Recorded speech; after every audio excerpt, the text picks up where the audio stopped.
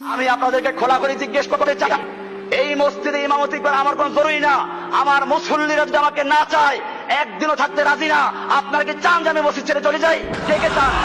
কে কে চান হাত উঠান। না না, আমি থাকবো না, এটা কে কে চান? এই মসজিদে থাকবো না। এইখানে কমিটির সেক্রেটারি, কমিটির সভাপতি এরা বলেছে আমি যতদিন মসজিদে থাকবো অতদিন নাকি তারা মসজিদে কোনো কাজ করবে না। মসজিদের 7.5 লাখ টাকা উঠে দিয়েছে এখানে। মসজিদের দোতলার আরেক তলা 3.5 তলার কাজ হয়ে রয়েছে ছাদ করার জন্য, ছাদ করে নাই তারা। আর তারা বারবার আমাকে বাদ দেওয়ার জন্য, আমাকে মসজিদে খেদানোর জন্য বিভিন্ন চক্রান্ত, বিভিন্ন ষড়যন্ত্র লিপ্ত আছে। শুক্রবারে যখন আমরা মসজিদে কাতার বাড়াই তখন অনেকে কষ্ট হয়ে যায়, আর বাস্তবেও কষ্ট হয়, জুতার বাক্সে শ্রদ্ধা করতে হয়।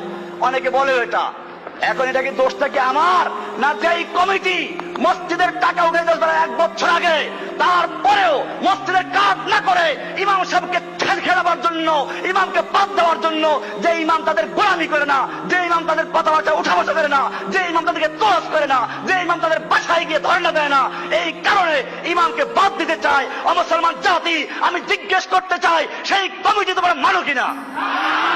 এই কমিটি আজকে বাতিল হয়ে গেছে।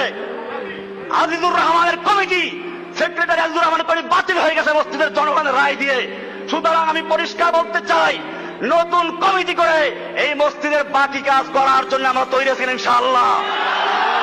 আমার ভাইয়েরা, আমি কোন কমিটির গোলামি করি না, কোন কমিটির মুসল্লি ইমামতি করি না। ইমামতি করি মুসল্লিদের। আমার মুসল্লি যতদিন পর্যন্ত আমাকে চাবে অতদিন পর্যন্ত আমি থাকবো। আর যদি আমার মুসল্লিরা বলে না আপনাকে এখন আর দরকার নেই, আমি সেদিন আসসালামু আলাইকুম বলে চলে যাবে, 1 মুহূর্ত থাকবো না ইনশাআল্লাহ।